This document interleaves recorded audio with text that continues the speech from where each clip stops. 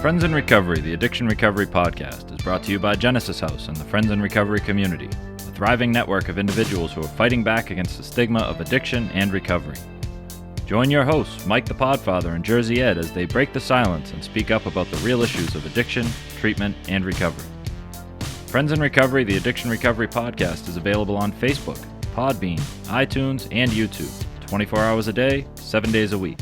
Now, here are your Friends in Recovery. Hey everybody, welcome to friendsinrecoverypodcast.com. I am the Podfather, Mike Miles. And I'm Jersey Ed. How are you, Ed? Good. Yes, How are you, Mike? Good. We have some guests today. We do. We got a long-time guest that hasn't been on the show in a while. One of the originals. At least an hour. The Three Amigos.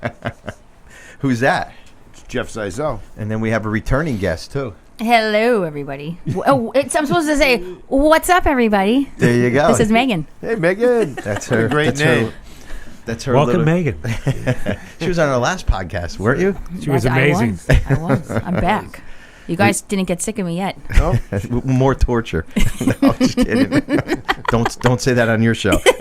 Maegan's from the Addictionary Podcast. That's right. And you guys record that in Boston. That's right. Yep. You can find us on every major podcast platform. We're out there. And it's a good show, guys, like I said last time. So Sounds like a good show. It is. I'll forward it over to you, Mike, so you can listen to it. You'll enjoy it. I will. That'd be nice. I will. We call ourselves the father-daughter recovered duo. I love that. That's the tagline. It's straight, fun. bringing it to you straight, no chaser. That's the real clincher. No chaser. And now the beginning is I love the beginning of your show, so that's why I want you to do your little intro. Yeah, there, so. I love it too. I had Dad do that. I did the beginning, he did the middle, and then I picked up the end. Well, anyways, I want to thank Genesis House, because without Genesis House, we wouldn't all be sitting here. And we want to thank Taylor and everybody down at Genesis House for. Hey, Taylor.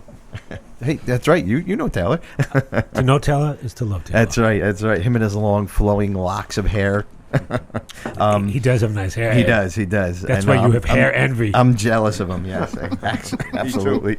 Yeah, and Mike too. So, in addition to Friends in Recovery Podcast, we hold community events around the country: Voorhees, New Jersey; Palm Springs, Florida; Lowell, Massachusetts; Newtown, Connecticut; and Brooklyn Park, Minnesota is our new one. So they're all going up and running now. So if you go to our Facebook page, it's Friends in Recovery Podcast. It's our Facebook page, or send us an email, help at friendsinrecoverypodcast.com, right, Mike? Yes. And .com.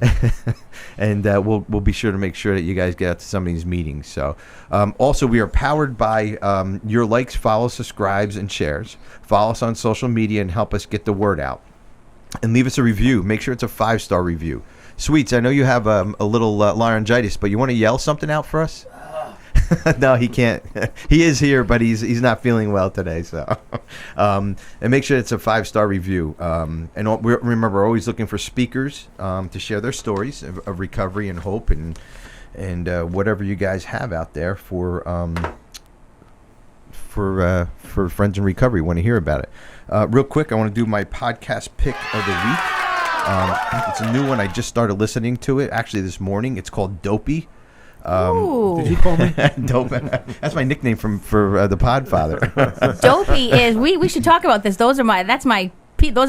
Oh, you know them? Oh, yeah. Oh, okay. Oh, yeah. Well, you know more than about it, because I only listen to 2 shows. So my hosts, Dave and Chris, they've been through it all: jail, rehab, and ODs. Unfortunately, Chris OD'd in 2018. And Dave carries on the message, and it's funny, stupid, as a stupid, funny addiction story. So it's called Dopey, and it's Jersey Ed's podcast pick of the week. Good choice. Yeah, Chris was a classmate of mine, one of my good friends at school. So it's tragic that he passed away.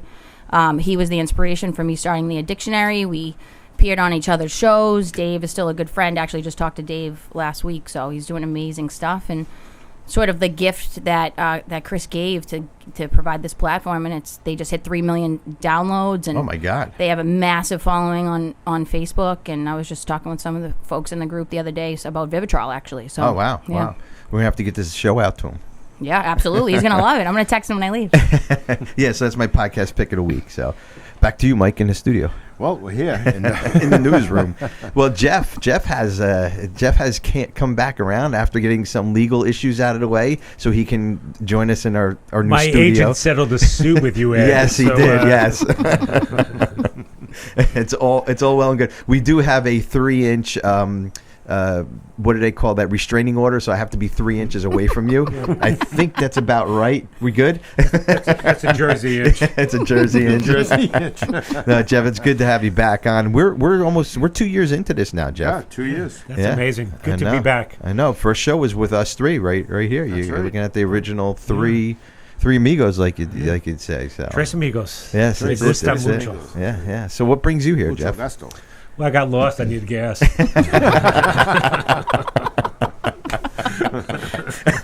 Oh, that's it? Okay. Yeah. So $20 regular. I think they're washing your windows now, so you got about As they're 5 more stripping up minutes. the tires. Yeah, the neighborhood we're in. This Good is the Lord. Bronx, isn't it? Yeah. I love the Bronx. Yeah, Bronx is neat. So a few of us here in recovery, and I was thinking today that we can come up with. I just trying to find a topic, and I was going to just throw out some AA slogans or just some stuff that we hear in the rooms, not even in the rooms, just all around in being sober, and kind of what helps us get through the day. Unless anybody has a better topic, you guys want to talk about anything else, Jeff? Actually, I was going to say, that is a good topic, because what's AA about? AA is about, it's really a cognitive behavioral model. You change how you think, you change how you feel, you change how you feel, you change your behavior. That's right. It's a behavior modification. That's really what it is. If you think about it, it's what it comes down to. Right. So a couple of them that, and I know we know Live Let Live. We know Mike. You know a couple of them. One day at a time. Keep it simple. Yeah. I saw a new one Wednesday morning. I went to a new meeting. It was the second Wednesday in a row. It starts at 6 in the morning, but it's really a good meeting. Bob Cox started it. It's in Lowell. It's at 33 East Merrimack Street. It's called Serenity at 6, and on the wall, I actually sent you a picture of it, and it said SOBAH, SOBAH, which I guess That's would be the South Boston way of saying sober. That's what you fucking New England people say. We say SOBAH. sober, motherfucker. That's what we say. I like that. SOBAH. Without the swearing. This is a family show, by the way. Oh, it is. Oh, Since shit. when? Oh, yeah. Jeff knows that.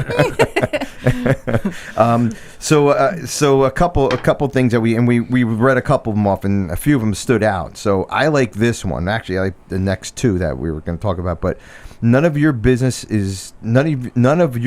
what others think of you. That drives me fucking nuts.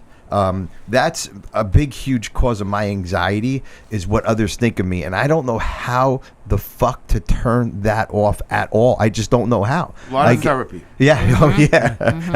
And I had a lot of therapy, but I think it's just I'm a people pleaser, and I want to make sure everybody's okay and everybody's, everybody's fine. I run around here cleaning up and, getting this one. I'm the orchestrator. I try to do everything, and I try to keep everybody. Coffee? Oh, yeah, sure, I'll be right back. You know who doesn't give a shit what people think of him? Jeff Zeizel. That's right. Exactly. Mike, right, go fuck yourself. Jeff could tell you just how to get rid of it. Yeah, he could. He could. Actually, I wish Seriously. it was completely true.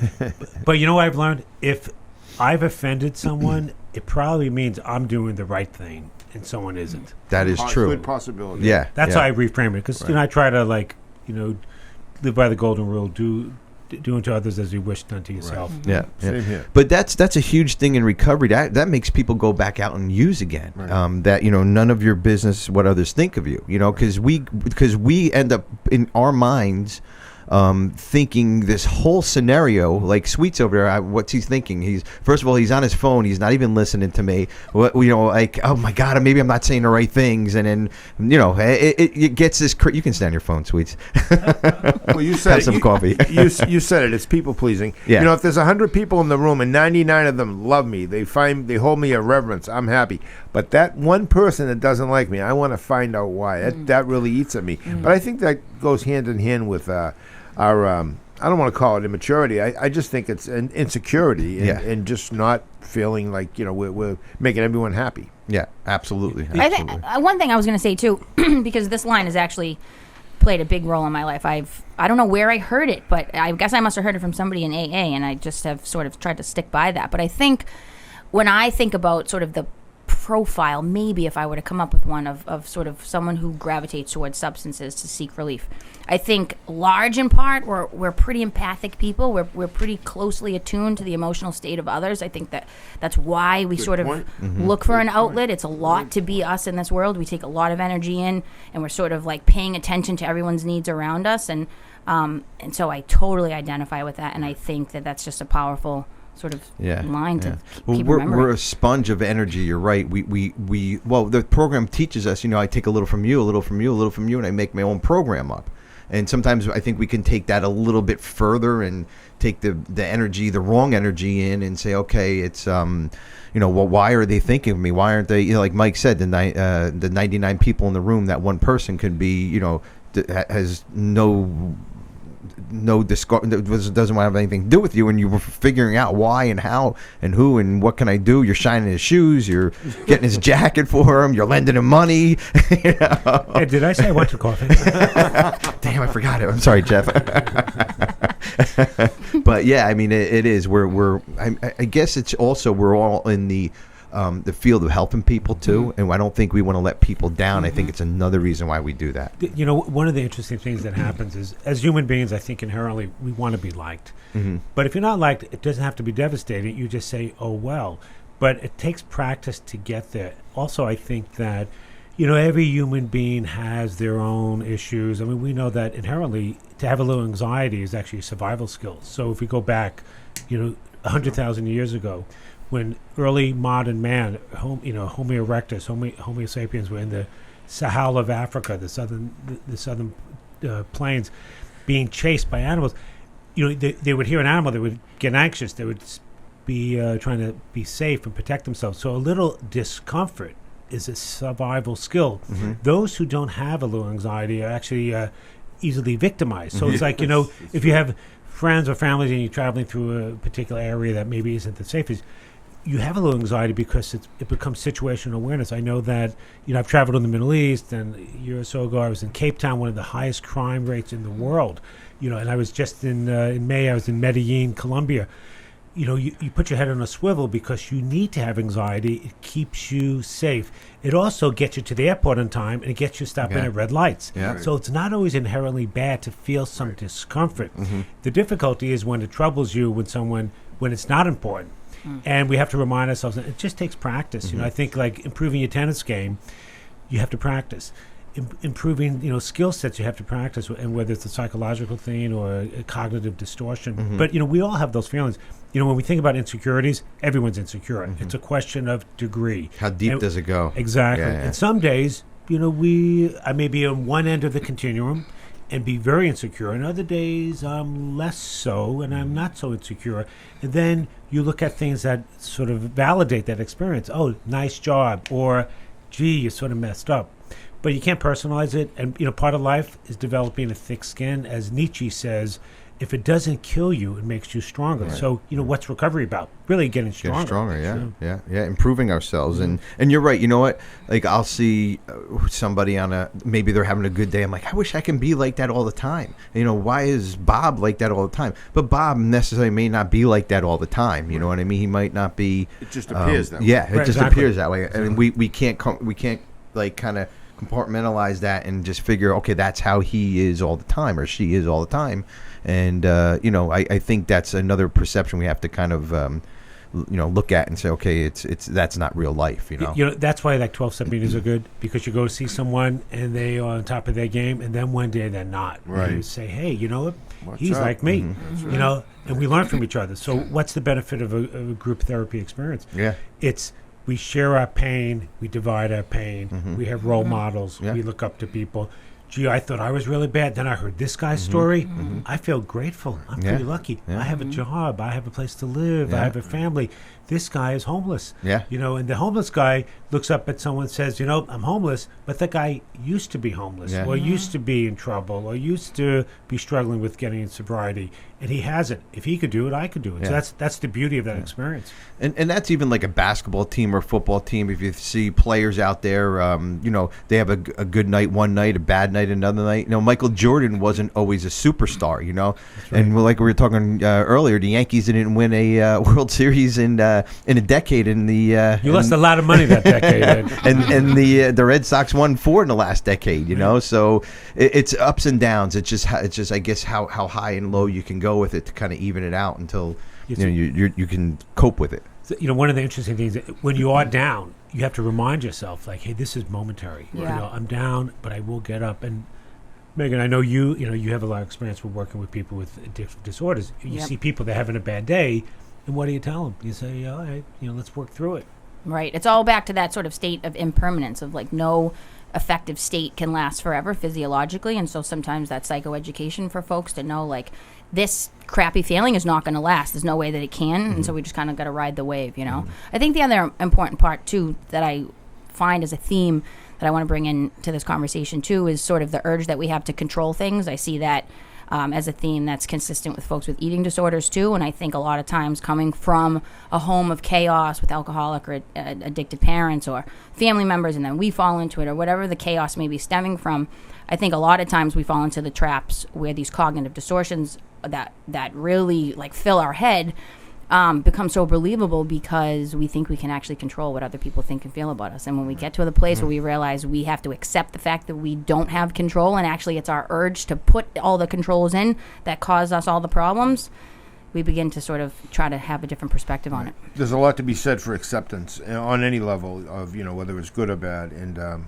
I know by going to so many meetings in my early sobriety, discussion meetings and listening, and honestly, I thought I had problems, which I did, but after hearing some people speak, there was a gentleman in Lowell that used to have, I come to the meeting, and he had 2 prosthetic legs, but he didn't have he didn't have feet, and he didn't have hands. He had limbs. He drove, and his name was Sean. He was always in a great mood. I mean, unbelievable mood. And I'd see him over the years, and he was just always pleasant. And I thought, wow, if that guy can be happy, and the way he has to navigate through life, what's wrong with me? I mean, I know. it just things like that. So I guess being aware sometimes is a good thing too. Well, look at Katie, guys. You guys went to her foundation, her fundraiser down in Philadelphia. How happy was she? That poor girl was dying of fucking brain cancer. And she was always, I mean, I shouldn't say she was always happy, but it's a friend of all of ours. She was a police officer in Philly, and unfortunately she succumbed to brain cancer last year. And but she was always in good spirits. And I guess when you have something that tremendous, the little problems like Sweets on his phone, not talking to us, it seems kind of... it's pretty benign. It is. It is, exactly. Yeah, you don't worry. You don't sweat the small stuff, I think, at that point. Everything becomes relative. So there was a famous admiral, Bill Stockdale, who was in a Vietnamese POW camp. He actually was there when John McCain was there. He spent 7 years in a Vietnamese POW camp, the Hanoi Hilton, and he'd said, I never have a bad day if I'm in a room with a doorknob. So... everything becomes relative. And as my grandmother used to say, I don't have bad days unless the Gestapo is knocking on our door, rounding us up. Oh, I've been in a room without a doorknob. They wouldn't let me out either. Yeah, and that was a bad day. That was a bad day. That was 25, almost 26 years ago. There were a lot of studies done on the Jews, the Polish Jews, and during the Second World War. A lot of studies were done, and how one of the studies, and I got to find out who did it, but it was the success of how they muddled through everything they were going through, and then got out and then continued on with their lives. And to think of that, I mean, the millions of people just put to death. And I mean, I don't think we documented it enough as we would nowadays with all the technology we have.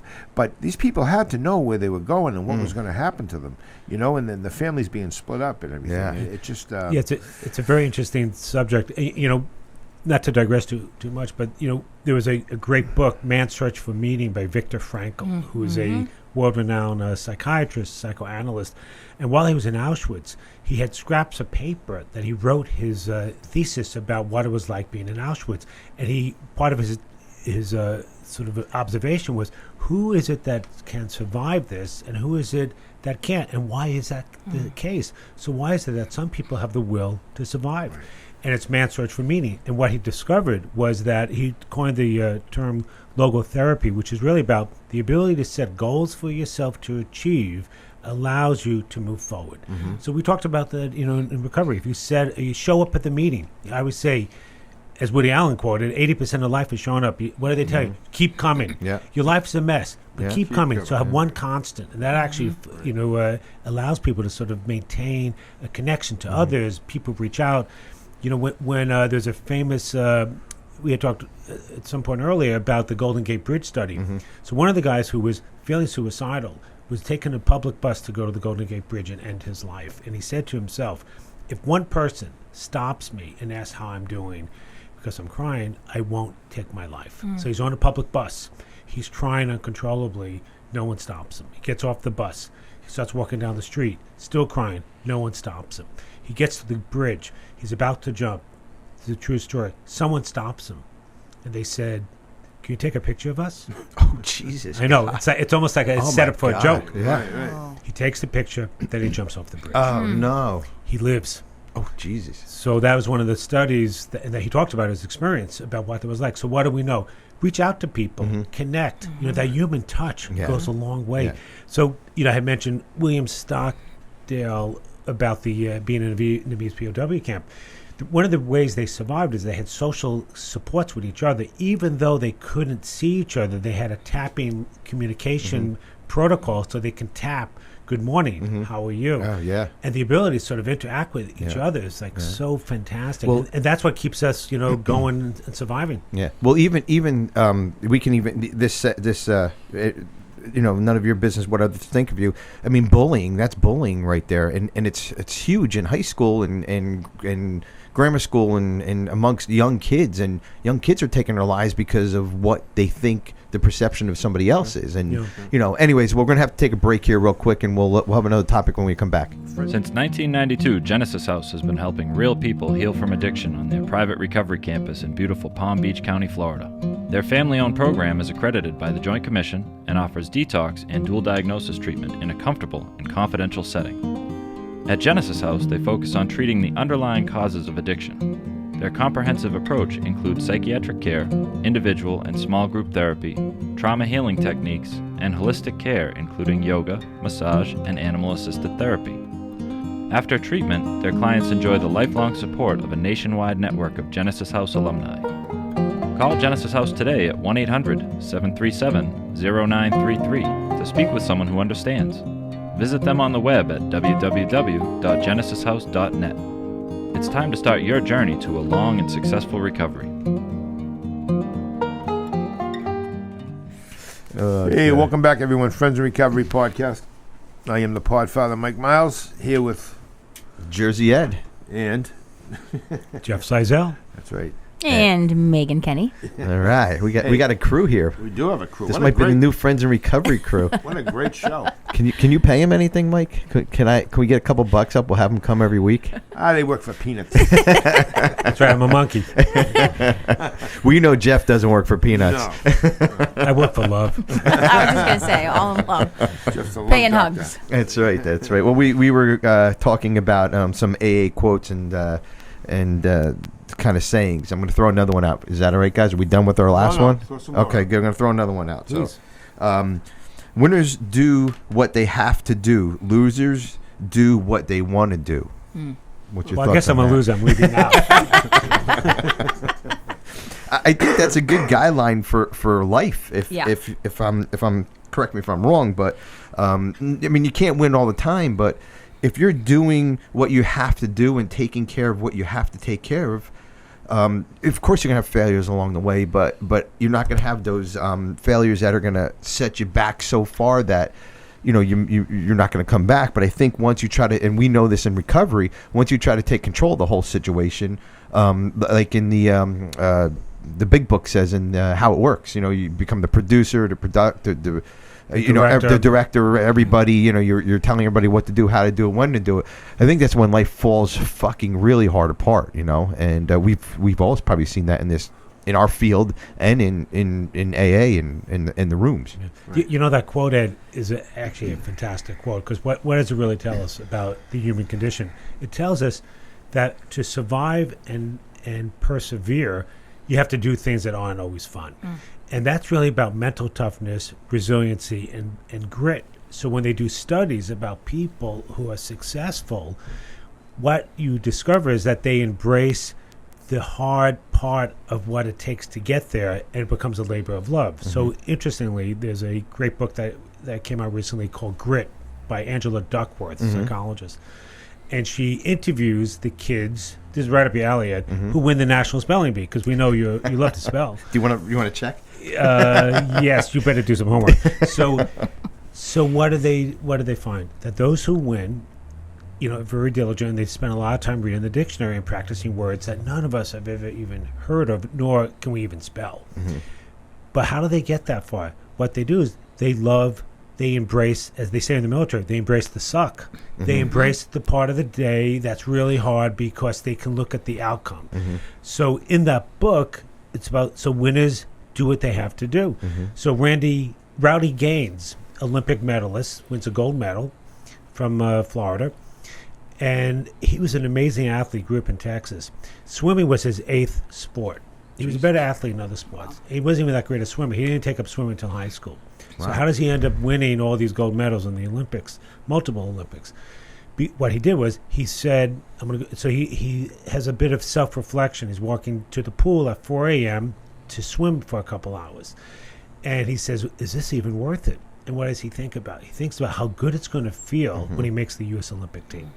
And we had talked earlier about you got to break things down to bite-sized pieces. Yes. Famous Hindu proverb: "How do you eat an elephant? One bite at a time." Yeah. So you don't get there overnight. But if you do little things, as the Navy SEALs say in BUDS training, I just got to make it a lunch. So you get there one step at a time. So winners will do what they need to do. So what does it mean? Get up and go to the meeting. Yeah. Break the ties with the people who are selling you drugs, etc. Yeah. So life, so meaningful things in life are really hard. So Maegan's getting her PhD. Not easy. No. Very meaningful. Yeah. Absolutely. I was just having a conversation with somebody about their sobriety, and this topic came up the other day. There's a clear distinction between what we want and what we need. If we can identify the two extremes of that and find somewhere in the middle where we have accepted that we really should be moving to what we need, not always what we want, because those often look very different. I think that sort of allows people to set the path for themselves. So I think it's key. By the way, Angela Duckworth's book Grit had such an impact on me that I did reach out to her and asked her to come on the Addictionary. And I think a lot of times I see these connections to addiction and recovery and sort of this type of conversation, and the people that have sort of founded the theory or the idea, they're like, that's where the stigma comes in too, because it's like, oh no, I'm not doing an addiction recovery show. And it's like, these are themes that can be incorporated in people's lives no matter what. Absolutely. Hey, Podfather, did you ever get an invitation to come on the Addiction Podcast? The Addictionary Podcast? You guys have an open invitation. You're coming on, whether you like it or not. You can't afford me. That's right. Can't afford our knowledge. The Podfather would love to be on your Jersey Ed's expensive. We would all love it. Speaking of AA sayings, there's a saying that I heard. I didn't see it printed, but there was a guy that I used to see in meetings over 30 years ago, and his name was Kevin McCarthy, and he passed away. And I'm sure he wouldn't mind me breaking his anonymity. And Kevin was ahead of his time. Kevin was wearing skirts before, most people. Before it was a thing that nobody really cared about. But he'd wear skirts to meetings. He was a big burly guy, so nobody really said much to him, But I was walking the beat one night. I got a call for a man exposing himself on a bench. And when I got there's Kevin sitting there with a short skirt on, and he had no underwear on. So I had to go over and speak to him as a cop to a... I'm going to keep my mouth shut on that. This can go wrong, really wrong. No, it's not too bad. So Kevin was Scottish, number one. He thought he was wearing a kilt, but actually he'd find skirts in Goodwill bins, and he'd call it a kilt, but he's wearing a skirt. But I talked to him, and I sat down and talked to him on the bench, and he said to me, now he's been sober a lot longer than I was, and he said, Mike, I just want to tell you add a lot to the meeting, so just remember, meeting makers make it. Now, I know that's been said in the halls of AA. I've never seen it printed, But, he was so right. He was so right. Over the years, I've seen people that just continue to go to meetings no matter whether they have, mental health issues or whatever, and they maintain sobriety. So I just wanted to throw that out there.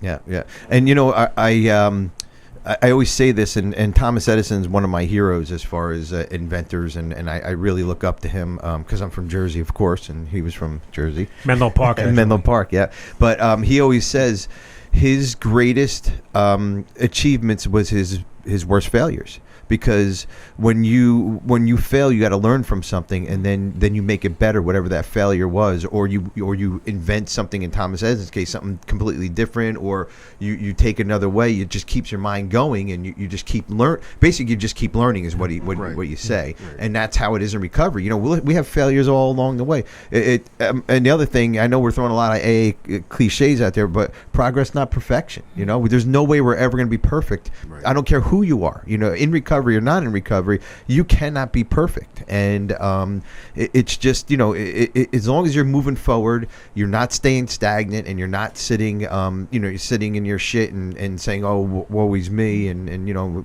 should have been me or whatever. As long as you keep moving and keep one foot in front of the other, no matter how slow you're going, you're still making progress. That's a great sort of concept, because when Dwayne Allman was interviewed at some point, they said, oh, I understand you've been in rehab and detox 15 times. And his answer was, yes, but not 16. So, it's really about moving forward. And perfection doesn't even exist. But if we strive for perfection, we can achieve excellence, or at least be moving forward and have a better day than yesterday. Well, it gives us a benchmark. What perfection can look different for each person, right. And we're never going to hit that perfection, but it's a benchmark what the next our next plateau is going to be. I believe, anyways. Well, we're all different people, so there's some universalities of the human condition, but we all have different interests and desires and taste in music, for example. But if we all try to just better ourselves, that's a quality life. That's a purpose-driven life. Sure. So when we think about people who suffer adversity, they have a couple choices. So what does actually resiliency really mean? You fall off the horse, you get back on. Japanese proverb: get knocked down 7 times, but get up 8. So people who are mentally tough just try to use the failure as an experience to learn from and move forward. So Edison, as you quoted, he had 5,000 times he got the light bulb wrong. But when people say, don't you want to give up? He said, no, I know the 5,000 ways that don't work. So I'm going to try to find the one that does. Yeah. And it goes back to what I said about sports before. We see all these sports players on TV making perfect hits and catches and all that. But we didn't see them when they were 5, 7, 8 years old, getting hit in the head with a baseball or striking out, 5 games in a row. We didn't see all that. All we see was Derek Jeter up there making these he is a good ball player, you guys got to admit. Right. But anyways. And he's a class guy. He is. He is a good sort of like guy. you. Absolutely. But, Big Poppy, you guys up here, and he's an excellent ball player, too. We didn't see his failures. All we see is the success on first base or shortstop or whatever it is, and we say, oh, my God, why can't we be like them? Well, we can. We are like them as long as we're moving forward and we're doing what we have to do, and us in this room right here helping people. Good.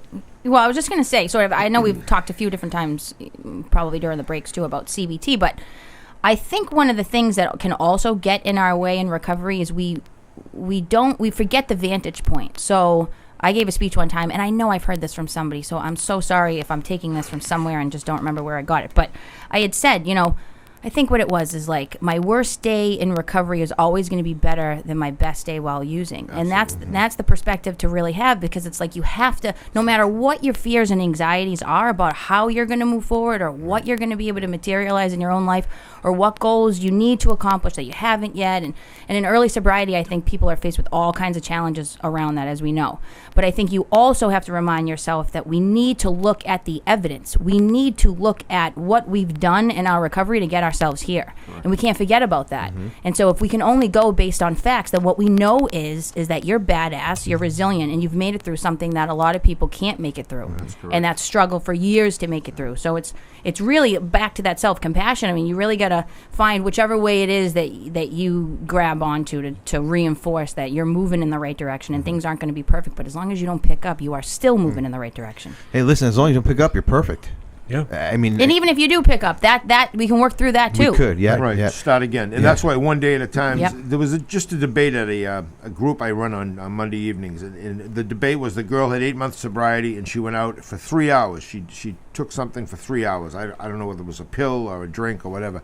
So, but anyway, she picked up and she said, I have to start over again. I have to change my sobriety date. And I agree. I didn't say I agreed with her, but I do agree. But then other people in the group said, oh, no, you don't. You know, you had 8 months and you should just, you had one bad day. Just keep it going, you know. And somebody in the group said, to thine own self be true. And I thought about it. And I said, well, that's the correct answer for me. You know, I mean, you can't sugarcoat this or lie about it. I mean, you know, if you pick up, you start again.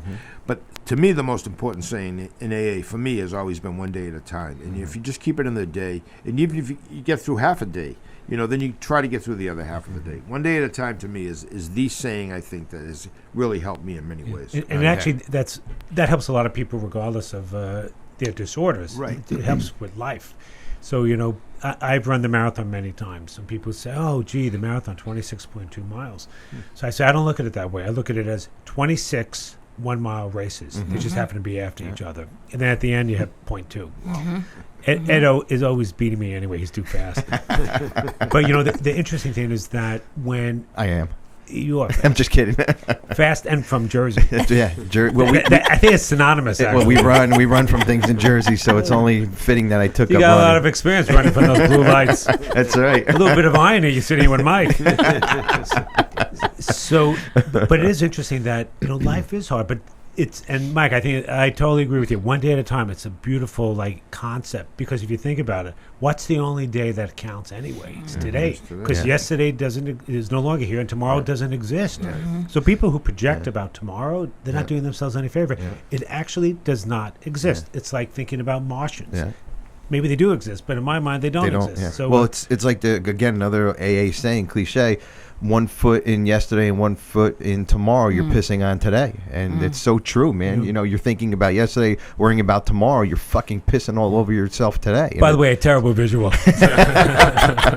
Really terrible. Awful. I hear it all the time in a room, so. Well, it is appropriate. Maybe that's why Kevin wore a skirt. I don't know. That is Very true. well be. But we try not to judge people. That's so, right. you know, because we judge them, people are judging us. And, you know, everyone has their own journey. Yeah. You know, we don't know, you know, Absolutely. I haven't walked in someone else's moccasins, so I don't know what their struggle is. And we wouldn't want to either. Yeah, you know, exactly. and I'm a firm believer in that God gives Yeah, us. you're a 7.5. That's right. That God gives us all that we can handle. You know, he carves out what we can handle, and some people can handle more than others. And I believe that firmly. I do. Yeah. So. I mean, there's a lot of humanity in the halls of AA, because it's really about caring for others. And at the end of the day, what is it that we really have? We have our relationships with ourselves and relationships with others. Everything else is just, you know, commentary. It doesn't really matter. Like, no one lies on their deathbed saying, the only regret I have is I didn't buy those boots on sale. Yeah. So, you know, it's about relationships and about bettering yourself. So, you know, so one actually has the benefit of self-reflection, saying, all right, I have this disorder, I have this problem, I want to better myself. And if you want to, you can, because the human mind has the capacity of achieving remarkable, amazing things. You know, the people talk about needing to get on medication, et cetera. I always say the best pharmacy in the world is from the neck up. We can produce natural chemicals in our brain by changing how we think and changing our attitudes and working hard at that. So who goes to the gym and feels better usually after you leave? I would say 95% of the people. You know, now some of those, that 5%, maybe they have an injury.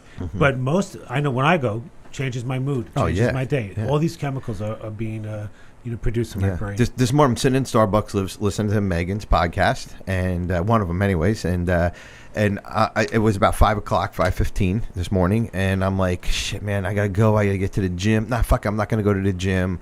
I'm just gonna sit here and just listen, have another cup of coffee.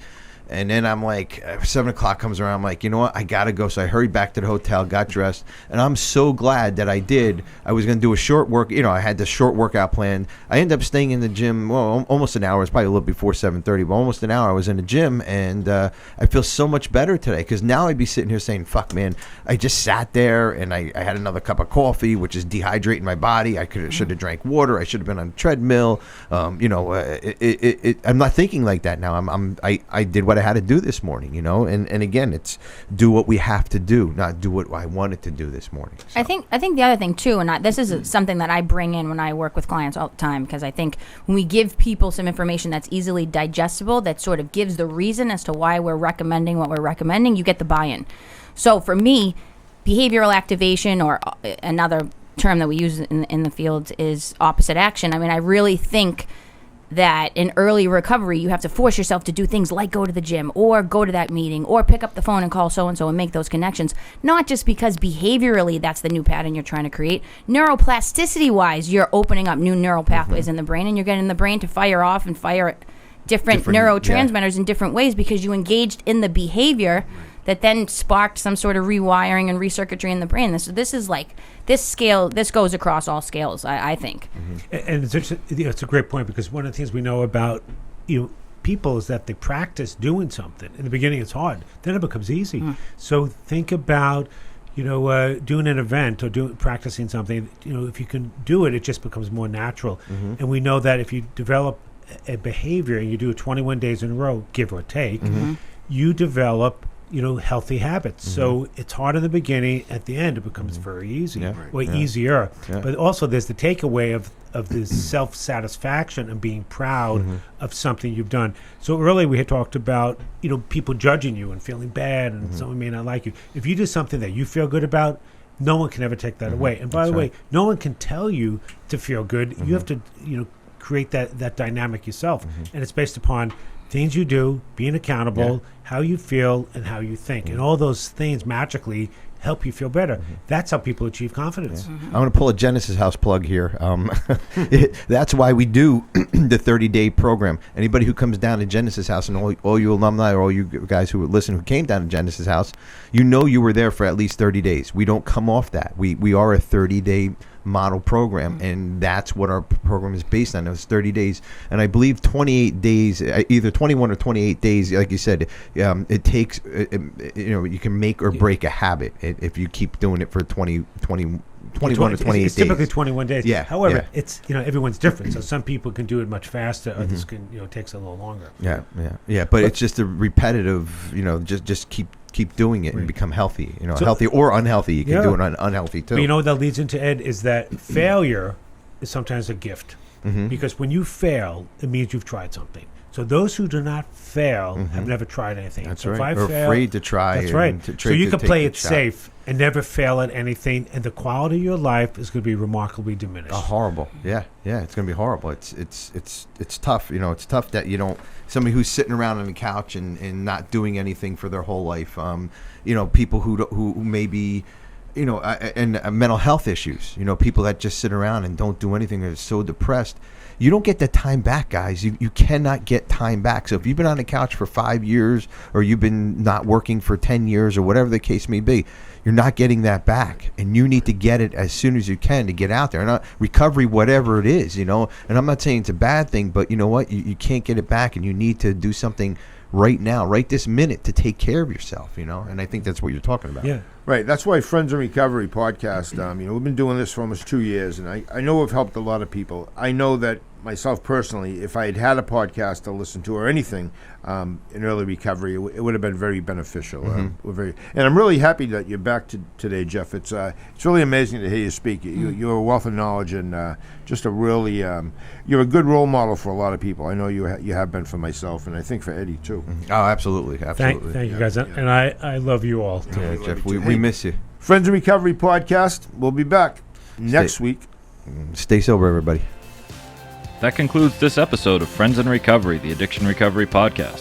Thanks to Genesis House for supporting those on the path to recovery and for keeping this valuable resource free for our Friends in Recovery community.